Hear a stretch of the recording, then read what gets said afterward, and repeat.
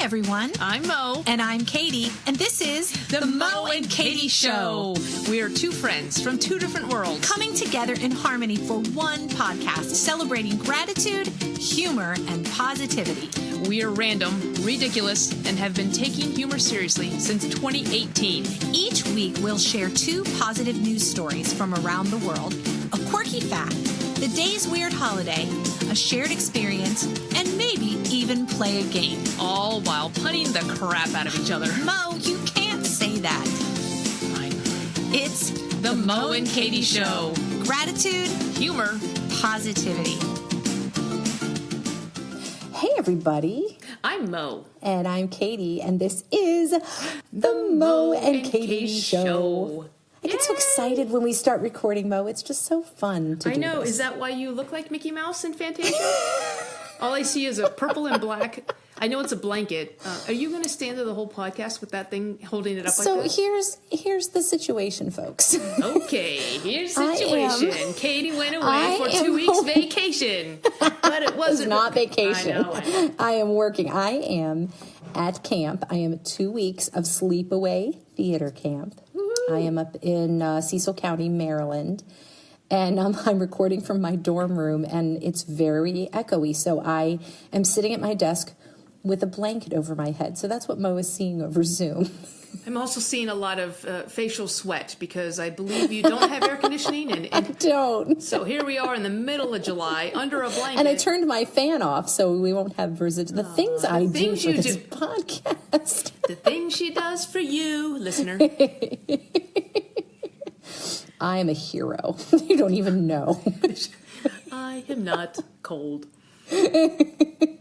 So this you're at summer stock. Is this because you had a non-sleepaway camp? Is this the second period peeps that we talked about? Yeah, this is the second period. Some of those kids are here, so shout out to them again. And I've got 4 class periods again.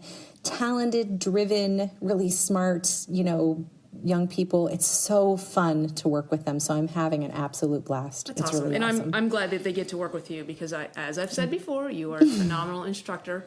Although you've been a little mean to me, but and it's certainly not because I deserve it. Yes, so shout out to all the kids here at camp and to all the rest of you listeners. How's everybody doing out there today in podcast land? I want to do a little pivot now.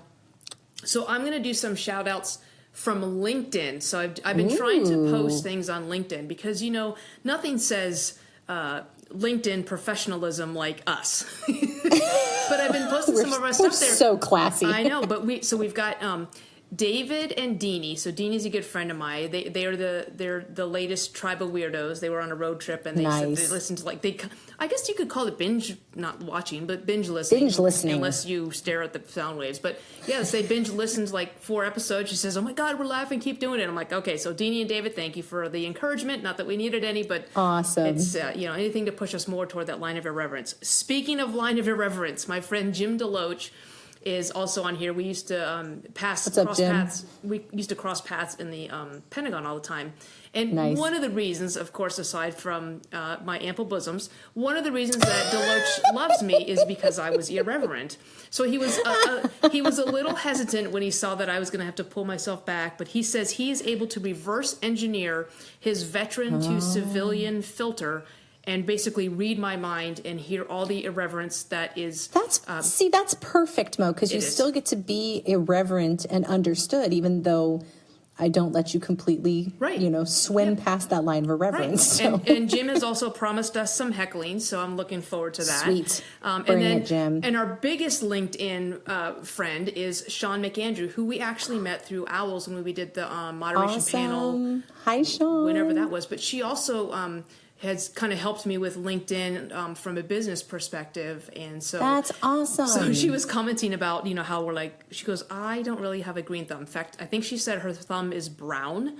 And then we talked about what are you growing or what are you doing? So basically, she was listening to us and smiling, but she said she was watching a bunny eat a blade of grass. So that is the extent of her gardening and the extent of what she does. How very Disney of her. I know, says the Mickey Mouse Fantasia costume person.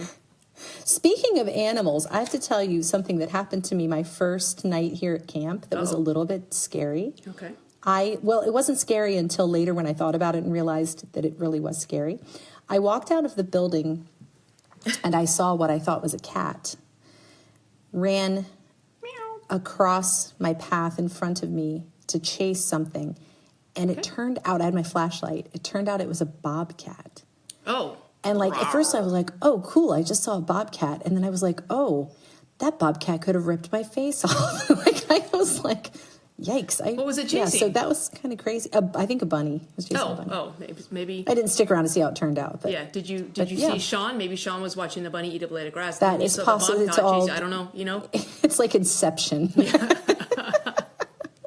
Well, bunnies eating blades of grass and bobcats and LinkedIn are all things going on in the world. Mo, please tell us what else is going on in the world. All right, I will. And this is timely because, as we all know, July is National Ice Cream Month. And so as it should be. No, it's not. July is not the only month that's not the ice cream month. Some people celebrate 13 months a year. But July 14th, which we just passed, but again, this is just timely. You have to coordinate all this stuff. July 14th Absolutely. was National Mac and Cheese Day. So obviously, what do you do with those two things? You make mac and cheese ice cream? Yeah, I'm gonna throw up a little bit. Exactly. So they're like, for the first time, Kraft Macaroni and Cheese will launch a limited edition, and we know why, an ice cream in partnership with a Brooklyn-based ice cream company called the Van Leeuwen Ice Cream. And apparently they're known for making decadent and delicious ice cream and vegan ice cream. Though. Well, and that surprises me because I know how you love the mac and cheese. I do love the mac and cheese. And the ice cream. Yeah. I know, but not together. Well, maybe this will sweeten the pot. So let me just tell you a little bit about the ice cream. It comes in the classic Kraft yellow color. Does that help at all? Ew, that doesn't make it any better. All right. Okay, let me try one more thing. Let me tell you some of the ingredients. Paprika, annatto, and turmeric. Does that help at all? I don't know what annatto is, but I am annatto interested in this ice cream. Yeah, well, it's coming for you. Okay. It makes my turmeric hurt. I know I was trying to make a cumin joke, but that fell short. Reverse engineer that irreverence right there. Yeah, exactly. I think we all know what's coming next. Okay. Yeah. So, and they did want to say that they're not releasing the recipe, not yet anyway. But good. both companies have promised that the ice cream is not made with any artificial preservatives or ingredients. Well, that's a relief. Well, because we know mac and cheese. That powdered cheese. That's all just as natural as it comes. Yeah. Oh my God. So yeah, you can. It's sold by the scoop in New York, LA, and Houston, or you can buy it online for $12 a pint.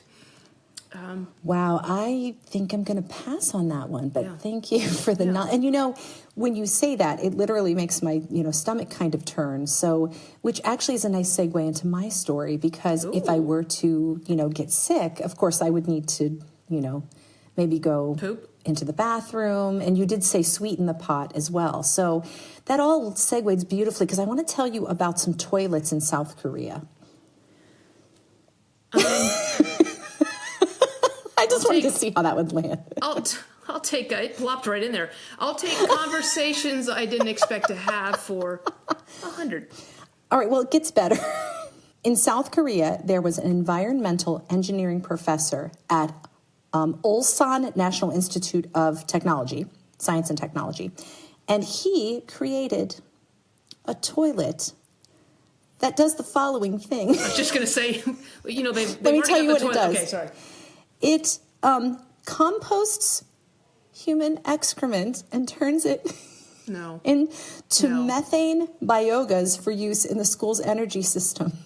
So they're basically making money off of their poo.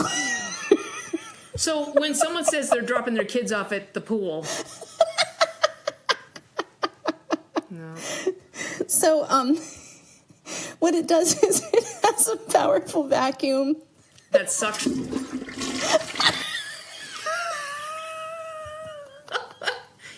Basically, there's a powerful vacuum that pulls the feces into a composting tank and eliminates water usage, and then it breaks it down and makes a fuel cell which powers some of the building's mechanisms, such as the hot water heater. But wait, there's more. But waste, there's more. But waste, there's more. Also, what they've done is they've created a digital token, and when students use the toilet, they can actually earn coin and credit to spend at the school store. Dude. I'm serious. This is a real thing.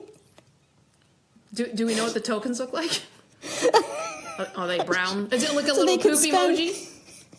So the article says they can spend their feces financing on coffee and other items in the school cafeteria. I would not spend my feces financing on, hey, this lunch brought to you by feces financing. Poop Guess coins. how I bought this coffee. Coffee's not what you, wow. Just when I thought this article was dung, it just keeps on going. So, well, that's why, when we do what's going on in the world, that's why you go number 2. So one of the post-grad students, his name is Hyo Hoonjin, said, I have only ever thought the feces are dirty, but now it is a treasure of great value to me. Well, because there's some dumb kid who didn't read the whole memo and thinks his feces financing is the actual product and not the token, so some kid's gone into the shops like, I'd like a pencil eraser, and just plops down a bag of poop, you know what I mean? I think we have achieved a new low today, but I'm still very proud of us. And that you started it. I did. I do have questions. Like, because you have to wonder, like, so I'm curious if at the what's the poop post office, where's the gift shop that you It's like, the cafeteria store, the store, like any of the school's shops, like the, bookstore or whatever. Yeah, because, like, what would be, I guess they have to do it like that, because you could go purchase things with normal human coinage, yes, versus normal human body weight. But you don't want some guy, like, in there flaunting some really cool dongle from his backpack and go, like, you can only get that with poop money. With your poop coin. Yeah, and the coins are called, like, it's I'm not sure how to pronounce it, because it's got I got a little change in my pocket going Gagool, like Ggool. Oh, and the name of the coin, Gagool, in Korean means honey. So it puts a whole new definition of the word honey pot. Yeah, and that's not a pot you want to be sweetened. Unless, all right, I think you're going to be relieved today for me to move on to my quirky fact. Yes, you can take yourself off the throne now, and then wow. All right, well, my quirky fact has to do with the Olympics, which are just starting. So exciting. Thank you. Oh, thank you, Mo. That's so nice. Did you know my quirky Olympic fact is that at least one of the colors in the Olympic flag appears in all of the national flags? White. Well, that's the color of the flag, the rings. I'm talking about the rings. You said the flag. The rings.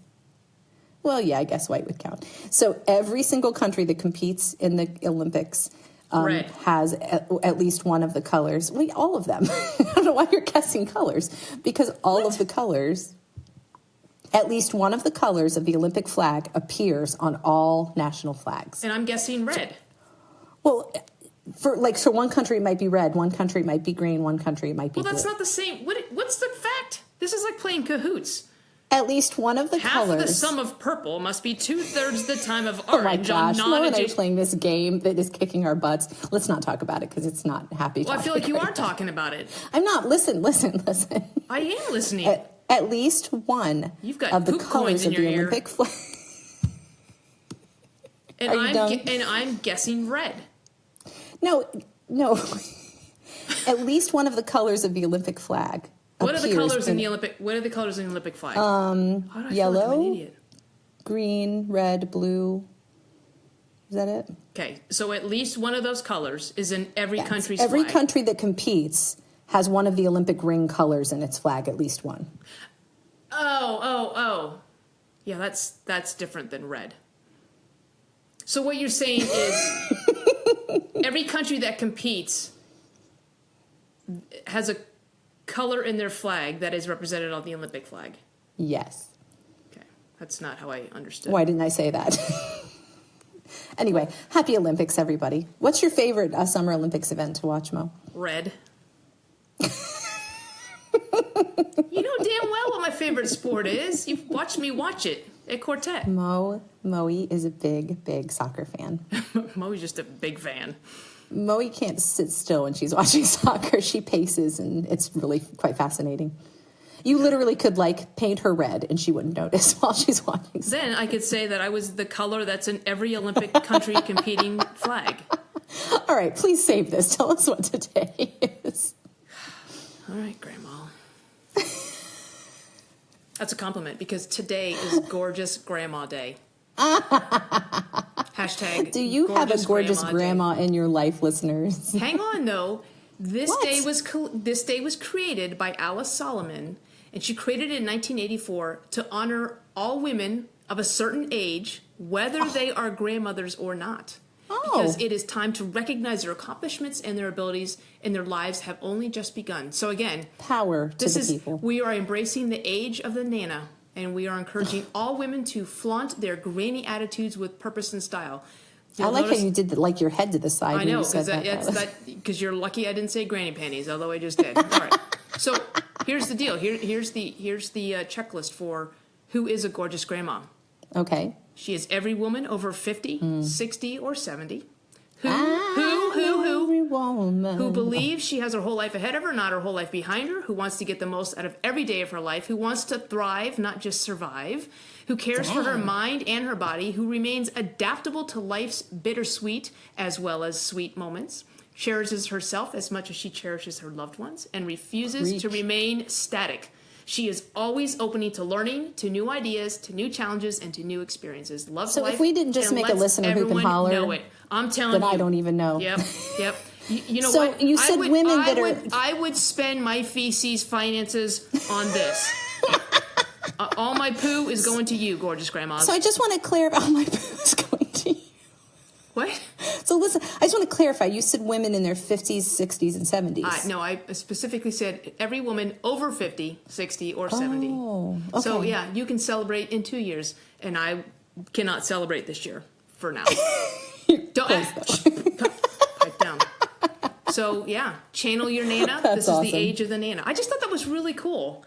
Yeah, that's really awesome. It kind of speaks to second acts too, right? So absolutely, it's kind of like, my maternal grandma, my grandma Dot, she and I had a really special relationship, and she was just like, she would take tap dancing lessons and fly to Hawaii, and like she just did all this stuff. Like she never slowed down. It was really incredible. She's super inspirational. That's cool. Is that what you called her, Grandma Dot?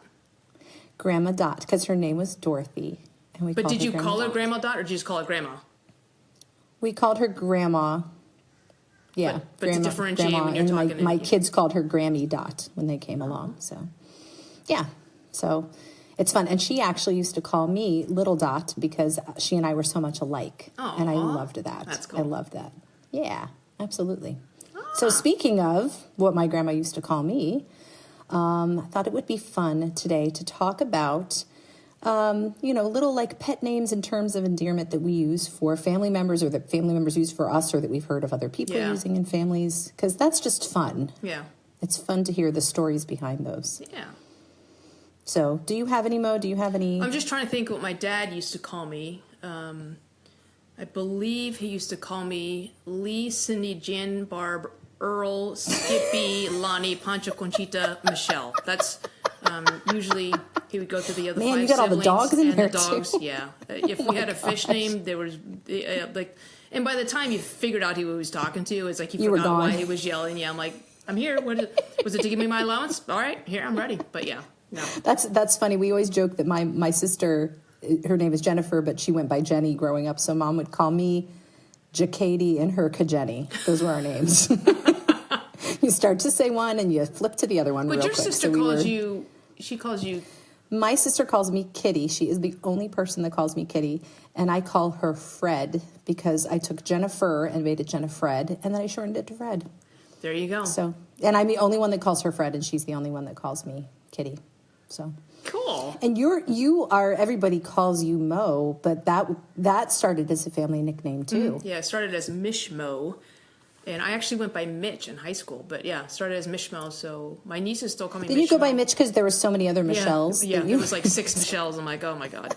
But yeah, so like that. My grandparents. So my dad's mom I call grandma. My mom's parents I call grandma, grandpa.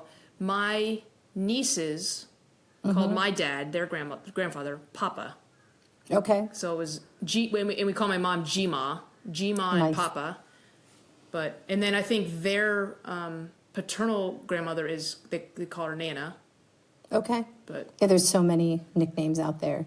What about like aunts and uncles? Because like my aunt, my mom's sister, I call her NTJ. Like I'll sign because it's Auntie Jane. So I just that's cute. We'll sign it NTJ or NT Jane. So my Aunt Melinda, I sometimes call her Auntie M, just like Wizard of Oz. And my Aunt Brenda, sometimes we'll call her Aunt B, like Mayberry. That's awesome. And then when my dad's name is Alan, and the nieces and nephews, his nieces and nephews, my cousins, would call him, I don't know where this came from, Big Al the kitty's pal. I'm not sure. No one's called him that in years and years, but I remember him being called that. It sounds like a scene from the Old West Saloon or something like That's that. Right. Big Al and the kitty's pal. Yeah, like well, there's a hooker joke in there. But now, being the youngest, Mo, did your siblings have nicknames for you? Like my oldest sister used to call me Cheese, and she used to call herself Mouse because oh, that's cute. Because my siblings are all significantly older than me, and so when I was growing up, like they were all in college and stuff, so she would come home and I didn't recognize her, and I'd be like, I don't know who you are. She's like, I'm a mouse and you're Cheese. I'm gonna eat you, and she chased me around the house. Oh, that's so cute. So yeah, I have a lot of like ornaments that are a mouse, or I'll send her a block of cheese. And ironically, she lives in Wisconsin now, so Well, there you go. Who moved my cheese? It was inevitable.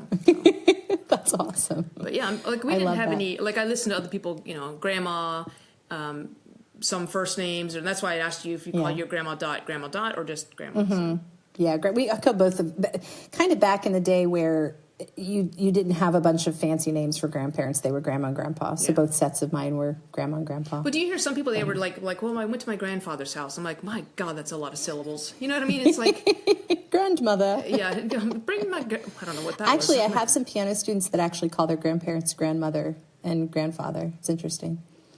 I don't ever hear that and they're like, middle school age kids. Yeah. But that's. And then when you have kids, then the nicknames really get interesting. Like I call my kids nicknames more than I call them by their real names. Yeah, unfortunately, Katy can't say those because this is the bleep budget's only spent on me. One of the funny ones is we used to call Josh when he was real little. We called him Joshy, and then we would call him Joshy Bear when he was really little. Aww. So when he started kindergarten, we said, Josh, do you want the teacher to call you Josh or Joshua? And he looked at us real serious and he goes, I'd like her to call me Joshy Bear. And then Micah, we call Micah Mick more than we call him, and we call Jacob usually J or JJ. So when you call Micah Mick, do you spell it M-I-C or M-I-C? Yeah, just M-I-C. Okay. And then sometimes we'll call him Mickey a lot too. Oh, okay. So yeah, but and then I call him, Bud and Hey you Buzz and Dude and why aren't you answering my text? Yeah, like names like that. And what about your dogs? Like I think you call your dogs anything but their names. Yeah, so you can't repeat some of the things. My pet names for my pet are so the new one is Blueberry Pie, and so sometimes we just call him Blue, sometimes we call him Blueberry. But more than that, you call him Bobblehead. More than anything because else. he looks like a bobblehead. His neck muscles have just not. I don't know. He's so cute. Yeah, so when he walks like a bobble, and he looks like a bobblehead that you would have on your dashboard, so we call him Bobble. But yes, yeah, and then he's super cute. Dozer, we just Dozy, Man, French Man. Yeah. But so here's a question I have for you. Yeah, and he's 10 this week. That's crazy. Yeah. So with aunts and uncles, like, do you call your aunts and uncles? Do you call them Aunt Brenda or Aunt B, or do you just call them Brenda now? Interesting that you say that, because I was just around my aunts recently, which is unusual for me because they all live far away. And I realized that I do something. When I'm talking about them to other people, like, hey, well, we're trying to get together with Brenda, or we're trying to get together with Melinda, I call them by their first names. But when I talk to them and address them, I call them Aunt, Aunt so-and-so, Uncle so-and-so. Yeah. But when I'm talking about them, I just say their first names. Yeah, I always wonder if there's like a cutoff age that you drop the aunt. It's almost like this, because I remember my niece Allie and I were playing soccer on the summer league, and we were on the same team, and she was passing the ball, and of course everybody knows me as Mo, and for her I'm Aunt Mish Mo, and I remember she was passing me the ball or something, she's like, Mo, I'm open, and she was, whatever, and that's what you do during the game. Yeah. After the play was over and the ball was dead for a bit, she came over and she goes, I'm so sorry, Aunt Mish Mo, I'm so sorry, Aunt Mish Mo. But it was like this, to me it reminded me of like being in the military with a rank, because you don't, you call someone by their rank and last name, you don't necessarily, and certainly for a higher ranking person, you don't call them by their first name. You use rank and last name, or maybe rank and first name, depends. But I just remember that, and then I was just kind of thinking, is there an age where you drop the aunt I don't think I ever address them directly to them. I won't call them by their first name, but I will refer to them as their first. It's weird, but I literally just realized like last month that's how I do it. It was kind of funny. Anyway, so sometimes my boys like to call me by my first name just to catch me off guard. I'll hand them something and they'll go, "Thanks, Katie," and I'm like, "What?" No. No. It's just kind of fun. So, well, that's fun. So, listeners, what kind of family nicknames do you have flying around? What did you call your grandparents, your kids, your pets, your significant others? What kind of nicknames you got going on there? Because we want to hear them, especially if they're like really like unusual or have a cool story. Tell us a cool story. Yeah, that would be fun. So, cool. All right. Well, Mo, I think we should play a game today. Yes, I'm in. We like games. Yeah. Except for this Cahoots game that we can't seem to beat. So frustrating. I know. It's fun. It's just challenging. It's not fun being frustrating. No, not at all. We won't talk about that. Right. We're going to play a game called Fortunately, Unfortunately. Okay. And you and I like stories. Yeah. You by trade are a storyteller. Yeah. Fantastic storyteller. Yeah. We'll put a little plug in for your TED Talk while we're here. If you haven't heard this TED Talk yet, please look it up on YouTube and enjoy. And if you miss the beginning of it, I can quote the beginning of it. So she can. The challenge that's been issued to you is to do the whole thing. Sometimes if she's watching it, I'm working on it. She's like she's lip syncing.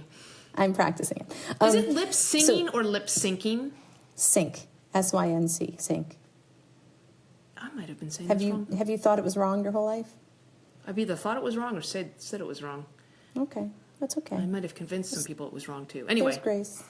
All right, so we're going to tell a story back and forth. Okay. So someone's going to start off with just a sentence as a premise, and then the other one will jump in and say, for this first round, I'll be the unfortunately and you be the fortunately. Okay. So you'll say something and I'll say unfortunately and I'll give it a twist, and then you'll say fortunately and give it a twist, and this is how we're going to do it, and then we'll switch. So do I even start with fortunately?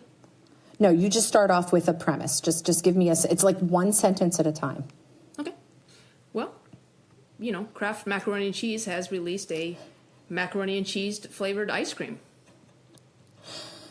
Unfortunately, it tastes as bad as you would imagine. Fortunately, there is no lactose in the ice cream. Unfortunately, even lactose intolerant people are having trouble with it. Fortunately, it's just frozen milk in a separate packet of cheese product powder that you sprinkle on, and that's how you eat it. Unfortunately, the cheese makes it slide right off your ice cream cone. Fortunately, they're also serving it in a waffle cone. Unfortunately, that waffle cone is made out of hash browns. And we'll let you end it on a positive note. Go ahead. Well, fortunately, the hash browns are gluten-free.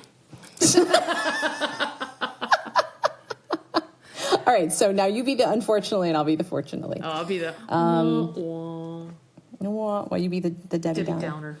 Yeah. An engineer in South Korea has just designed a toilet that converts feces to finances. Unfortunately, it's only a mobile toilet. Fortunately, that means you can spend the money anywhere you want. Unfortunately, it means people on the public transit have to watch you convert currency, if you know what I'm saying. Want to make change? Unfortunately, they think you're a street performer and they tip really well. Unfortunately, it's just the tip.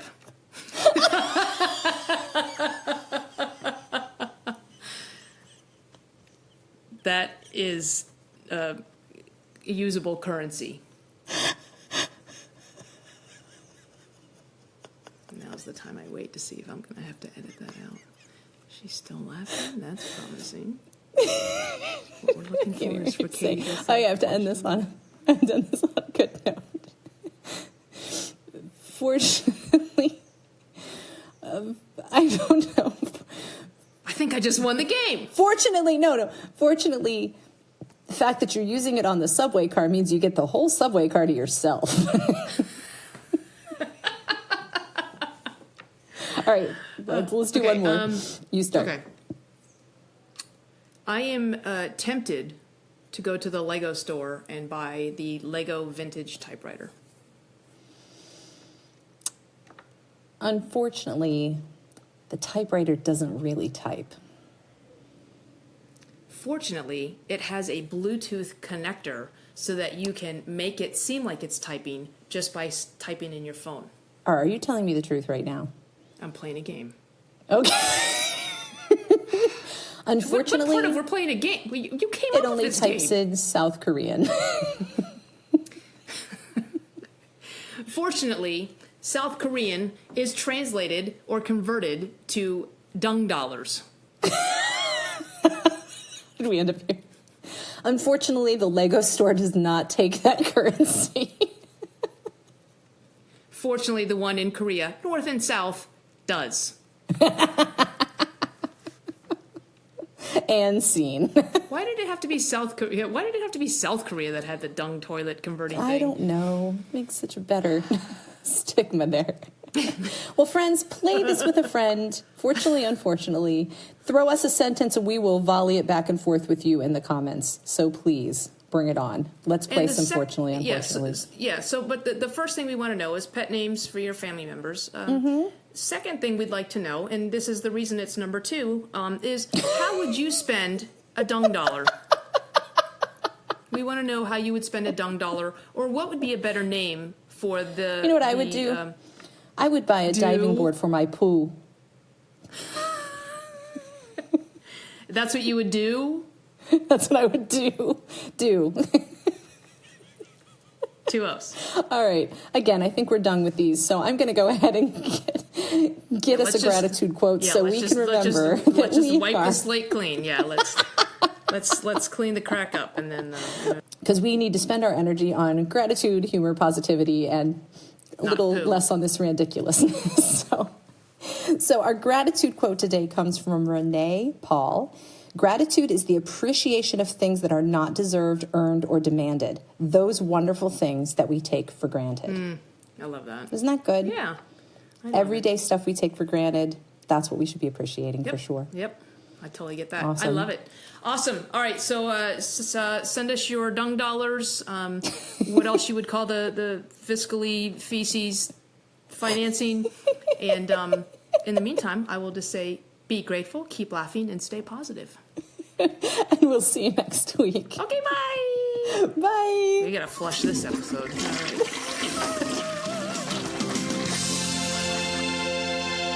The Mo and Katy Show has been recorded in front of a live canine audience. Our theme song is It Is Fun by hooksounds.com. The Mo and Katy Show is produced by Mo and Katy. Our sound engineer is Mo and Katy. Our producer is Mo and Katy. Hair, makeup, lighting, and catering by, you guessed it, Mo and Katy.